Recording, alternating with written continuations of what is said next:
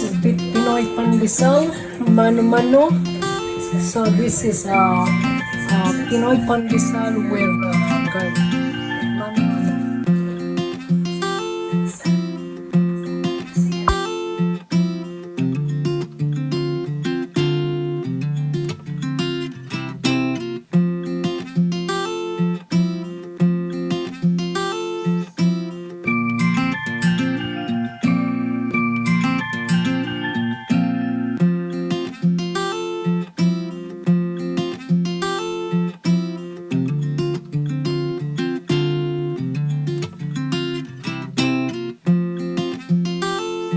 Time for baking.